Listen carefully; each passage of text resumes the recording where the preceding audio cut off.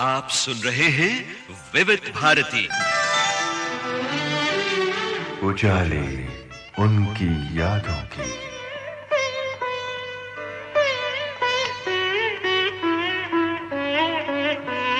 उजाले उनकी यादों की।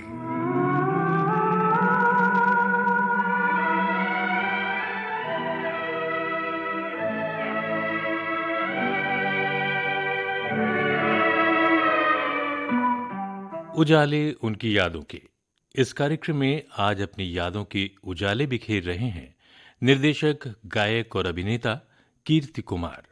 इनसे बातचीत की है रेणु चतुर्वेदी ने। आज सुनिए इस बातचीत का तीसरा भाग। हम बात कर रहे हैं कीर्ति कुमार जी से। बहुआयामी व्यक्तित्व स्वयं में है और ढेर सारी विरासत, अलग अलग रंगों की विरासत लेकर साथ चलते हैं कीर्ति कुमार जी। अब बातें तो बहुत सारी हैं जी। अब ये बताइए हमें कि आप मोरे बगिया में लागा नीबुआ, ये कुछ आप जिक्र करना चाह रहे थे। महबूब खान साहब की बात कर रही हैं जी सर। आपने मेरे पिताजी को ब्रेक देने वाले और उनको हीरो बनाने वाले महबूब खान साहब की बात कर रही हैं, जो महबूब स्टूडियो के मालिक थे और महबूब स्टूडियो उनका। महबूब साहब की पहली फिल्म मैंने बताया था एक ही रास्ता है, और ये औरत फिल्म जो है एक फिल्म में एक गाना है मेरे फादर का गाया हुआ। तो उस जमाने में हीरो ही गाना गाता था, हीरो ही एक्टिंग भी करता था और लाइव रिकॉर्डिंग होती थी, शूटिंग भी होती थी लाइव। वो गाना मैं चाहता हूं कि मैं आप लोग सुने। उसके बोल हैं, मोरे बगिया में लागा अम्बुआ का पेड़। क्या बात। मोरे बगिया में लागा अम्बुआ का पेड़, ओ मोरे ओ मोरे ओ मोरे। इस तरीके से किसान के घर जो है बेटा पैदा होता है और वो जो है ये गाना गाता है। तो भाई अरुण कुमार जी का गाया हुआ ये गीत हमने सुना और हम बात कर रहे हैं कीर्ति कुमार जी से, उनके सुपुत्र से और बहुत होनहार बेटे। बड़ा अच्छा लग रहा है आपसे बात करके। देखिए, जब हम पीछे चले गए हैं इतिहास में, हाँ। तो एक बार फिर से आपके मामा की बात करना चाहते हैं, लच्छू महाराज जी की। क्या यादें हैं आपकी? वाह वाह वाह। लच्छू महाराज अपने आप में तपस्वी थे, बहुत बड़े। मेरे नाना की धरोहर को उन्होंने जीवित रखा, जिस धरोहर को आज भी आप समझिए मेरे मामा के बच्चे लोगों ने जो है किसी ना किसी ने हर रूप में संभाल कर रखा हुआ है जी। जो आपको एक चक्रधार सुनाऊं मैं? हाँ, यही हम कहना चाहते हैं। तो ये चक्रधार हमने जो है शायद हमने अपने मामा से सीखी थी। ना धिन दिन ना ना धिन दिन ना ना धिन दिन धा गिना तिट तिट गिना गिना त्रिकट धागे तिट तिट गिना गिना त्रिकट धात्रिक दिन गिना त्रिकट धात्रिक दिन कट नाना कट धात्रिक दिन कड़दान दा कड़दान दा दा कड़दान दा दा कड़दान दा धा धा गिना तिट तिट गिना गिना त्रिकट धागे तिट तिट गिना गिना त्रिकट धात्रिक दिन कट नाना कट धात्रिक दिन कड़दान दा कड़दान दा दा कड़दान दा दा कड़दान दा दा धा गिना तिट तिट गिना गिना त्रिकट धागे तिट तिट गिना गिना त्रिकट धात्रिक दिन कट नाना कट धात्रिक दिन कड़दान दा कड़दान दा दा कड़दान दा दा कड़दान दा ना दिन ना। तो ये जो है चक्रधार है। क्या बात है। जी। तो यानी कि आपका भी रियाज कुछ कुछ चलता रहता है क्या? नहीं, हमने बचपन से सुना देखा सीखा जाना। बाकी तो मेरी क्या कहें, मैं इच्छा शक्ति मेरी बड़ी प्रबल है सीखने की आज भी। जी। आपको क्या लगता है कि जैसे लोग कहते हैं कि गोविंदा के बड़े भाई आ गए, या निर्मला देवी जी के बेटे आ गए, या अरुण जी के बेटे आ गए, या सिर्फ कीर्ति कुमार जी के नाम से आप जानना पसंद करते हैं? मतलब क्या लगता है आपको? देखिए, मैं आपको कब सबसे अच्छा लगता है? ऐसा बताऊं, मुझे वो कहते हैं ना, जैसे कि मुझे बड़ा गर्व है इस बात का कि मैं निर्मला देवी जी का बेटा हूँ। मुझे बड़ा गर्व है इस बात का कि मैं अरुण जी का बेटा हूँ। मुझे बड़ा गर्व है इस बात का कि मैं जागीरी मल जी का पोता हूँ। मुझे बड़ा गर्व है इस बात का कि मैं वासुदेव प्रसाद सिंह का नाती हूँ। मुझे बड़ा गर्व है इस बात का मैं गोविंदा का बड़ा भाई हूँ। और मुझे इस बात का बड़ा गर्व है कि गोविंदा मेरा छोटा भाई है। क्या बात है। ये सबसे अच्छी लाइन थी। गोविंदा जी किस तरह से देखते हैं इसको, कि वो भी अपने आप को छोटा भाई मानते हैं, ये कहते हैं कि गोविंदा जो है इसका तो जो जब्स करने का मादा है ये तो साधु संतों में होता है।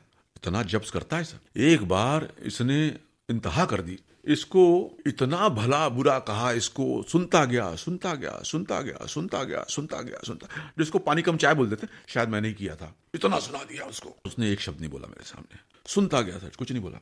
उसके आंख में से आंसू भी आ गए। फिर चला गया, मुंह धोया उसने, नहाया धोया, शूटिंग पे चला गया। मम्मी देख रही थी। अच्छा, माँ के सामने? माँ के सामने। पप्पू बोल रहा है, चिची सुन रहा है, लेकिन इसने एक शब्द नहीं बोला। उसका जब्स करने का देखा उसका मादा। मम्मी ने कुछ नहीं कहा। सब बात शाम तक चली गई। शाम को गोविंदा लौट के आया। रात को हमने देखा मम्मी ने दूसरे दिन एक हार मंगाया, उसके गले से लेके पांव तक का, उसको हार पहनाया, उसको तिलक किया, खूब आशीर्वाद दिया कि जिस तरीके से तुमने अपने भाई को सम्मान दिया, उसकी इज्जत रखी, खुश रहो, बहुत अच्छे बच्चे हो तुम। और यही सब आशीर्वाद लेके जो है इतना बड़ा चलिए अब गुरुओं की बात करते हैं। तो आप बराबर गुरुओं को सम्मान देने की बात करते हैं, कर रहे हैं। किस गुरु से आप शुरू करना चाहेंगे? ये बहुत मेरा प्रिय विषय है क्योंकि मैं माता पिता गुरु की पूजा करता हूँ। श्रोताओं को हम यहाँ बता दें कि बड़ी अच्छी बात है कि आप फिल्म इंडस्ट्री से जुड़े हुए हैं, पूरा परिवार उस तरह से जुड़ा हुआ है, लेकिन उसके बाद भी आपका अध्ययन कार्य जारी है कीर्ति कुमार जी का। और कीर्ति कुमार जी ने अभी कहीं शोध कार्य भी किया है, विषय और बाकी सब चीजें भी आप ही बताएंगे जी। और क्या कर रहे हैं आप? मैं बता रहा हूँ आपको जी। मैंने तकरीबन फिल्म इंडस्ट्री में मुझे 20 साल जो है टाइम पीरियड मिला और मैं फिल्म इंडस्ट्री का बहुत बहुत धन्यवाद देता हूँ। 20 साल भी जो है फिल्म इंडस्ट्री में बहुत कम लोगों को जो है फिल्म इंडस्ट्री में मिलते हैं। जी। यहाँ पर कौन गुरु है आपका? हाँ, मैं बताना चाह रहा हूँ इसी के बारे में। जी। मैंने सबसे पहले प्रोफेसर रोशन तनेजा साहब जो हैं, he was head of the department of acting, Poona film and television institute ji. और परम आदरणीय जया जी, डैनी साहब, असरानी जी और नवीन निश्चल दी, आपके किरण कुमार जी, सब जो हैं FTIAC जो हैं सीख के वहाँ से निकले। और उसके बाद में मेरा ख्याल है बाकी की भी जो काफ़ी जन, अनिल धवन जी और भी जितने लोग हैं सब उस जमाने में उन्हीं से सीखे हुए हैं। तो उसके बाद वो आ गए थे बॉम्बे, पूना से, और बॉम्बे आने के बाद उन्होंने अपना इंस्टीट्यूट जो है खोला था, तो एक्टर स्टूडियो नाम था उसका। और मैं जब मुझे पता चला तो मैं वो वर्सोवा में हुआ करता था, तो मैं जाके तनिया सर से मिला। मैंने कहा, मैं उनके घर गया था मैं पहले, जहाँ जो उनका पुराना घर था। उन्होंने जीन्स पहनी हुई थी, ऊपर कुर्ता पहना था। अच्छा। तो एकदम मुझे रविशंकर जी की तरह लगे वो ऐसे बाल उनके बिल्कुल रविशंकर जी की तरह थे जी। बहुत प्रभावित हुआ। चश्मा भी वैसे ही लगाया हुआ उन्होंने एकदम। तो मैं उनका पाँव छुआ, मैंने कहा सर मैं एक्टिंग सीखना चाहता हूँ आपसे। उनकी आवाज़ बहुत अच्छी थी, बहुत खूबसूरत आवाज़ थी उन्होंने। तो कीर्ति आ जाओ, तुम ऐसे ऐसे क्लासेस शुरू हो रही हैं वहाँ वर्सोवा में और तुम ज्वाइन कर लो। तो मैंने जो भी फॉर्मेलिटीज थी पूरी करनी और मैंने उनसे एक्टिंग सीखी। तो एक सब्जेक्ट वो पढ़ाते थे इम्प्रोवाइजेशन, मेरा बड़ा प्रिय सब्जेक्ट था, उनका भी बहुत प्रिय सब्जेक्ट था। तो इम्प्रोवाइजेशन में मैं ऐसी ऐसी चीज़ें करता था, इतना इम्प्रोवाइज करता था कि एक बार तो हंसते हंसते वो गिरने ही वाले थे नीचे कुर्सी से अपने। कॉमेडी जो है मेरा बड़ा, क्या कहते हैं, फेवरेट जो है सब्जेक्ट जो है। कॉमेडी आपका जी जी, हाँ, बड़ा फेवरेट। मैं उनका बड़ा फेवरेट स्टूडेंट था। तो मैं इसलिए कि तनिया सर ने मुझे ज़िंदगी में अपनी फिल्म एक्टिंग इंस्टीट्यूट में एक्टिंग करने के बाद मुझे घर नहीं बैठने दिया। मुझे कहा, कीर्ति तुम मेरे इंस्टीट्यूट में एक्टिंग सिखाओगे। तो मुझे 200 रुपये पर क्लास देते थे उस ज़माने में। तो मैंने 2-3 साल जो है वहाँ पे एक्टिंग सिखाया और गोविंदा ने भी ज्वाइन किया, वो भी मेरा स्टूडेंट रहा है। अच्छा। हाँ, उसने मुझसे सीखा। हाँ जी। तो फिर तनिया सर से सीखा उसने, फिर बाकी तो पूरा कोर्स किया। फिर वो जल्दी से जो है हीरो बन गया, उसको 6-8 महीने में उसको काम मिला। चलिए, गोविंदा जी के हीरो बनने की बात हो रही है, तो ये जानना चाहते हैं कि आपको कोई खास उनकी फिल्म पसंद आती है कि या एक्टिंग का वो कौन सा एंगल गोविंदा जी का आपको पसंद आता है एक बड़े भाई की तरह से? गोविंदा एक बहुमुखी प्रतिभा के मूर्धन्य धनी है। उन्होंने शुरू तो किया था डांस से, फिर उन्होंने अपने आप को प्रूव किया एक्टिंग में डांस के बाद। उसके बाद फिर उन्होंने जीवन में हर फील्ड में जो है, और मैं आपको एक बात बताऊं, मेरा एक शौक था कि मैं गोविंदा को अलग अलग तरीके से जो है हर फिल्म में प्रेजेंट करूं। तो जो मेरी पहली फिल्म थी हत्या, राधा का संगम बिल्कुल हटके उससे, राधा का संगम से दो आंखें बारात बिल्कुल हटके, मधुवंती हीरोइन थी गोविंदा की, उसमें भाग्यश्री की छोटी बहन जी, उसको ब्रेक दिया था मैंने उस फिल्म में। और किरण कुमार जी भी थे उसमें, सदाशिव राम रापुरकर थे, जॉनी लीवर थे उसमें। जॉनी लीवर को भी हमने जो है बहुत इंपॉर्टेंट ब्रेक दिया था, रोल था। हंस हंस के गिर जाते थे लोगों को देख के। तो नसीब जो है फिल्म गोविंदा, ममता कुलकर्णी जी और राहुल रॉय, ये मुख्य स्टार कास्ट थी। कादर खान साहब ने भी बहुत अच्छा जो है काम किया था मेरे उसमें, कॉमेडी भी जो है।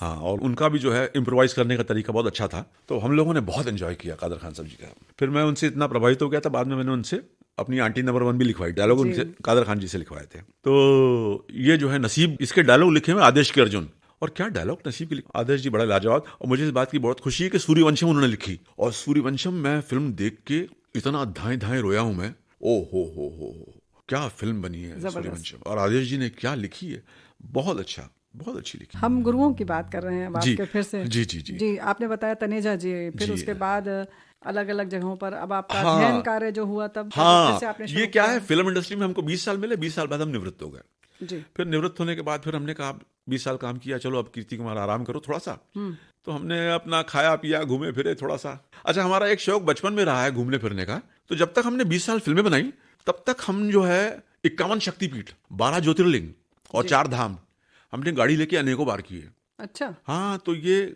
हमारे परिवार को लेके, हाँ, पूरा हिंदुस्तान में आप सोचिए कोई बाकी नहीं छोड़ा हमने तीर। तो हमको बहुत, गंगा जी से और नर्मदा जी से हमको बहुत प्यार है। तो हमने गाड़ी लेकर नर्मदा जी की परिक्रमा भी की है। अच्छा। हाँ, दीपक सरीन जी को लेकर मैं घुमा था, वो परेशान हो गए थे मुझसे कहाँ लेके मैं उनको घुमा था। तो अमरकंटक गए थे हम लोग ओह, गाड़ी लेके, मैं खुद ड्राइव करके गया मुश्किल था। हाँ, काम। हाँ। और ऐसे ही गंगा जी का भी उद्गम में जहाँ पे गंगोत्री वगैरह जो है, गंगोत्री। वहां से लेके नवद्वीप धाम तक, कलकत्ता तक मैं गया हूँ। ओहो, और नवद्वीप धाम भी रुका हूँ मैं, वहां पे चैतन्य महाप्रभु जी का जो जी, स्थान है वहां भी रहा हूं मैं। और एक बात आपको बहुत अच्छी बताना मैं भूल गया, एक बार क्या हुआ, मैं गया था मथुरा वृंदावन, जी तो मेरा एक थोड़ा सा डाउनफॉल आ गया था राधा का संगम के बाद, मुझे काफी कर्जा हो गया था मेरे ऊपर। जी। तो मैं सब छोड़ छाड़ के विरार चला गया था, सक्सेसफुली रिट्रीट कर लिया था मैं मैंने अपनी दोनों फिल्में मेरे भाई को दे दी, मैंने गोविंदा को दे दी।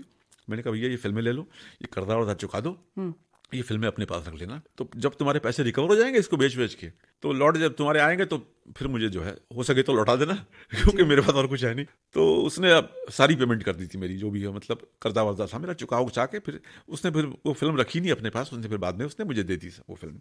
तब मैंने विरार में जो मेरी छोटी सी ज़मीन थी, उस ज़मीन पे मैंने जाके बैठ जाता था। मेरा घर से 2 किलोमीटर दूर थी, मेरा एक फ्लैट है विरार में, उस ज़माने में था जहाँ पे रहता था मैं।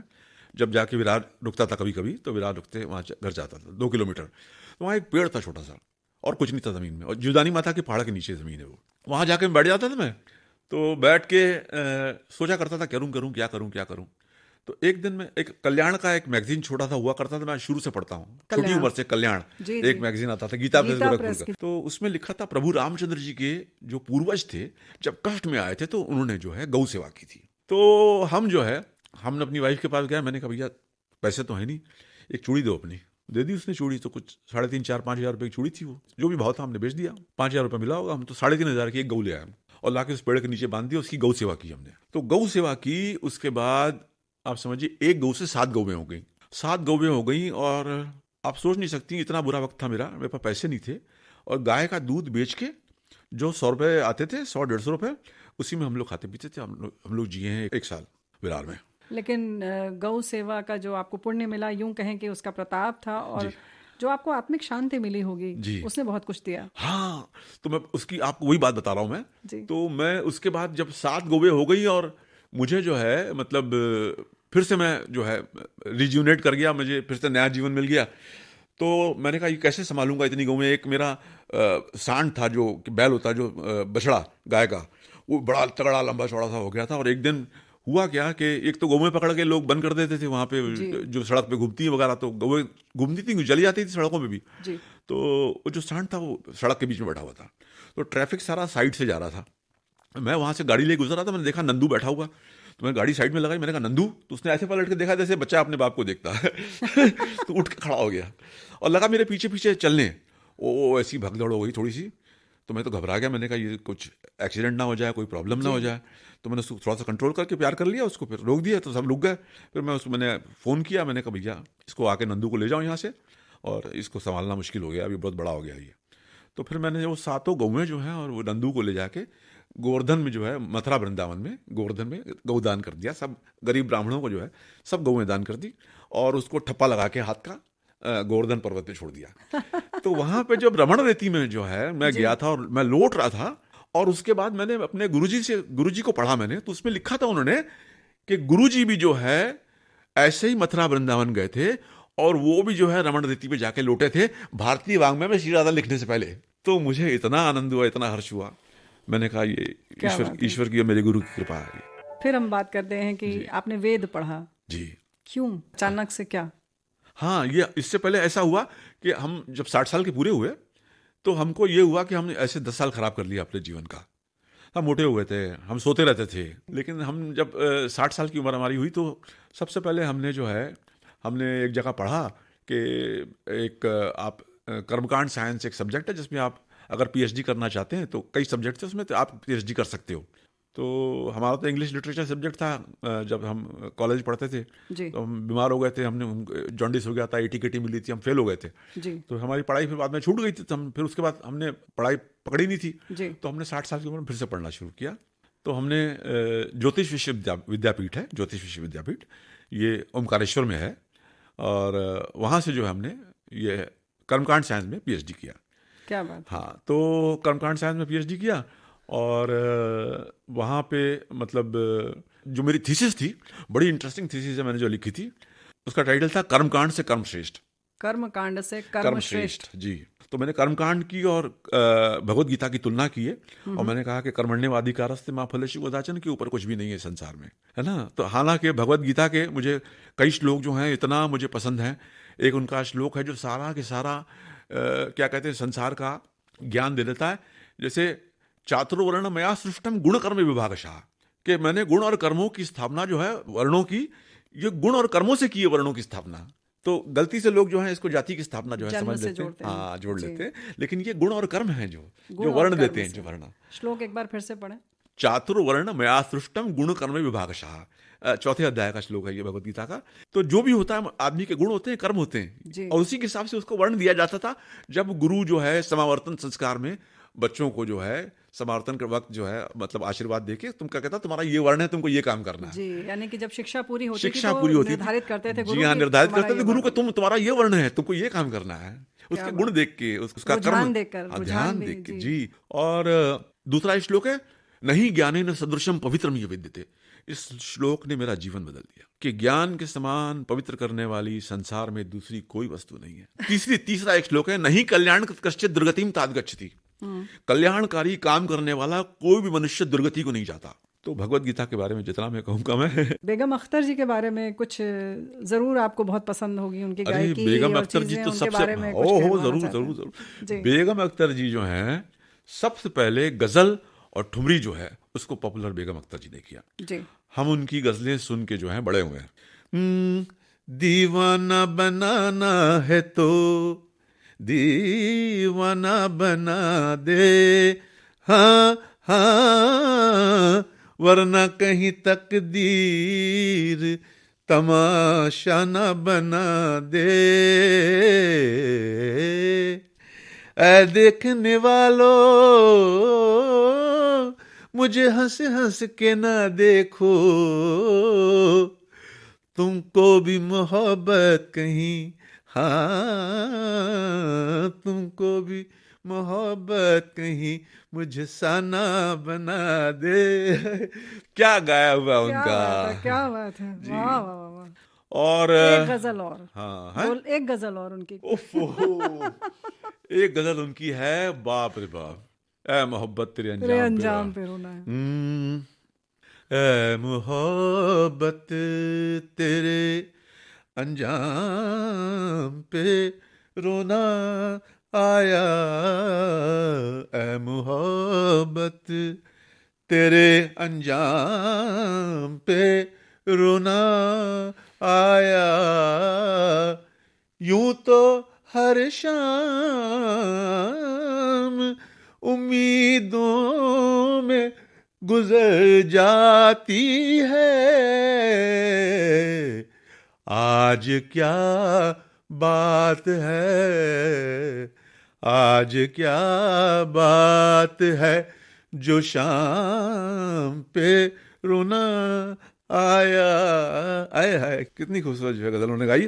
तो बेगम अख्तर साहिबा जो हैं वो लखनऊ से थी।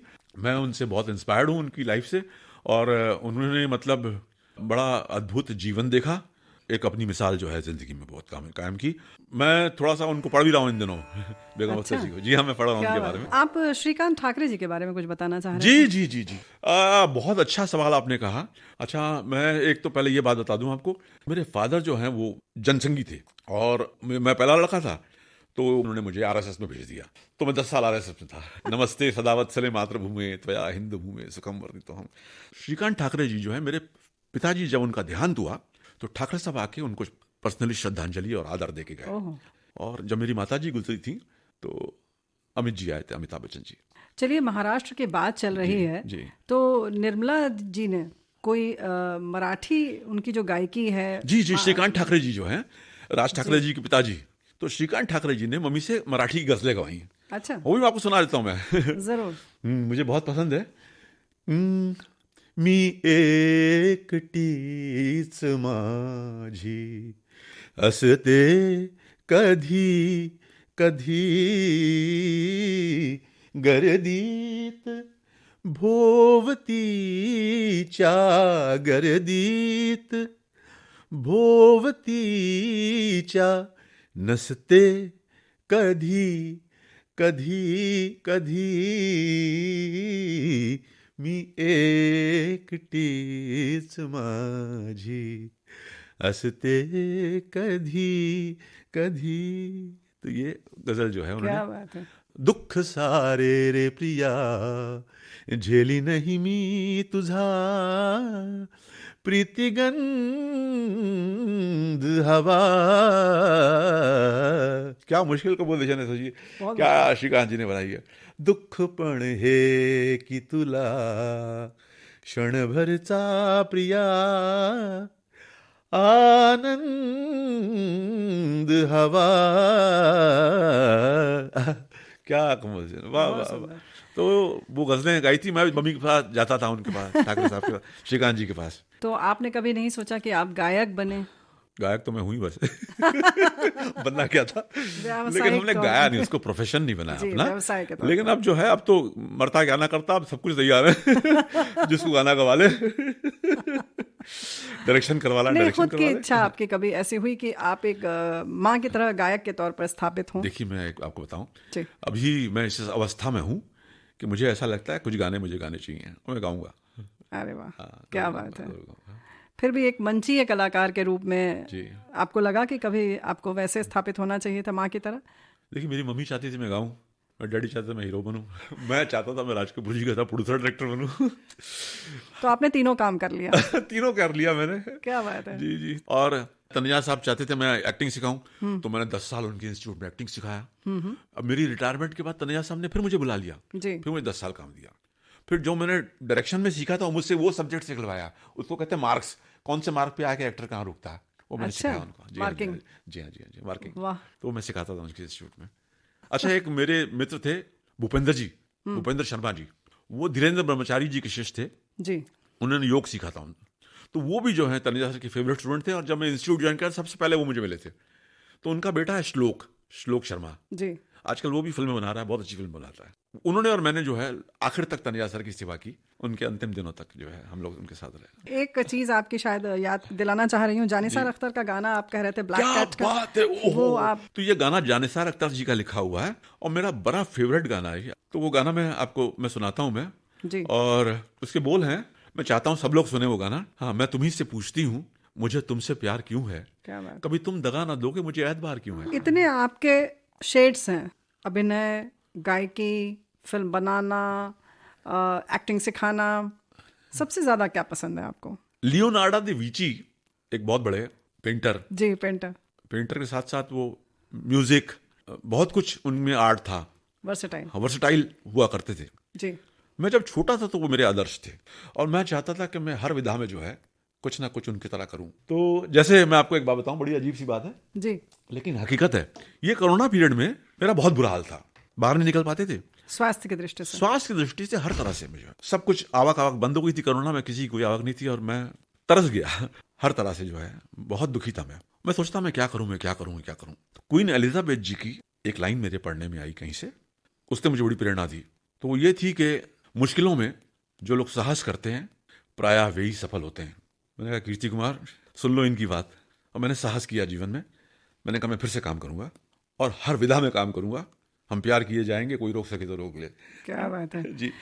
चलिए, हमारे श्रोताओं की ओर से और विविध भारती परिवार की ओर से हमारी भी यही कामना है कि आप जो चाहें और हर विधा में चाहें और हर विधा में आप चरम तक पहुंचे, शिखर अरे तक बहुत पहुंचे। बहुत धन्यवाद, ये हम सब की शुभकामनाएं हैं। बहुत बहुत धन्यवाद। और मैं सबको धन्यवाद कहूंगा, रेडियो और विविध भारती मेरे लिए एक मंदिर से कम नहीं है। समझिए, यहाँ संगीत की साधना होती, मेरी सरस्वती का मंदिर है ये, माँ सरस्वती का, जिनकी मैं पूजा करता हूँ। कीर्ति कुमार जी, हम सब ये जानने के लिए उत्सुक हैं कि अब आगे आपकी क्या योजना है, क्या करना चाहते हैं आप? मेरा फ्यूचर प्लान जो है ये मृत्युर्मामृतम गमय है। मैं सेवा धर्म जो है उसको मैं परम गहन समझता हूँ, जो बड़ा दुर्लभ है, सबको नहीं मिलता। और मुझे ऐसा लगता है कि आप इस संसार में जन्म लेते हो तो आप अपने माँ बाप की सेवा करते हो, आप अपने परिवार की सेवा करते हो, अपनी पत्नी की सेवा करते हो, पति पत्नी की सेवा करती है, बच्चों की सेवा करती है, सारा के सारा परिवार की मूल जो है, उसकी धरातल का जो खंभा है, जो उसकी आस्था, उसका विश्वास है, वो सेवा है। हम अपने टीचर से पढ़ते हैं, सीखते हैं, लेकिन वो एक तरीके से हमारी सेवा कर रहे हैं, वो हमको शिक्षा तो दे रहे हैं, लेकिन वो एक हमारे भावी पिलर्स जो हैं, जो वृक्ष हैं, भावी वृक्ष, उनको पानी दे रहे हैं, खाद दे रहे हैं, उनको बड़ा कर रहे हैं। तो हमारी बड़ी प्रबल इच्छा है कि हमारा आज तक का जीवन जो है तो अपने स्वार्थ में चला गया, लेकिन अब जो मुझे ईश्वर मौका देगा तो मेरा जीवन परमार्थ में जाना चाहिए मुझे। और मैं चाहता हूं कि ये मातृभूमि, इसके प्रति मेरा ऋण है, मेरे गुरुओं के प्रति मेरा ऋण है, यहाँ के लोगों के प्रति मेरा ऋण है, और मैं इस ऋण से उऋण होना चाहता हूँ। मैं अपने मातृ ऋण से उऋण होना चाहता हूँ, मैं सेवा करना चाहता हूँ। सेवा का माध्यम जो है, सबसे पहले शिक्षा को बनाना चाहता हूँ मैं, और शिक्षा के बाद आरोग्य, और उसके बाद फिर परिवार। ये 3 जीवन मूल्यों पर मैं काम करना चाहूँगा। और आखिर में एक प्रार्थना करता हूँ, सर्वे भवन्तु सुखिनः, सर्वे सन्तु निरामयाः, सर्वे भद्राणि पश्यन्तु मा कश्चित् दुःखभाग् भवेत्। सब सुखी हों, यही मेरी ईश्वर से जो है प्रार्थना है। अपनी यादों के उजाले बिखेर रहे थे निर्देशक, गायक और अभिनेता कीर्ति कुमार। आपसे बातचीत की रेणु चतुर्वेदी ने। ये था इस बातचीत का तीसरा और अंतिम भाग। तकनीकी सहयोग विनायक तलवलकर का, प्रस्तुति सहायिका आकांक्षा सिंह, संयोजन दिलीप कुलकर्णी और इस कार्यक्रम की प्रस्तुतकर्ता रेणु चतुर्वेदी। उजाले उनकी यादों की।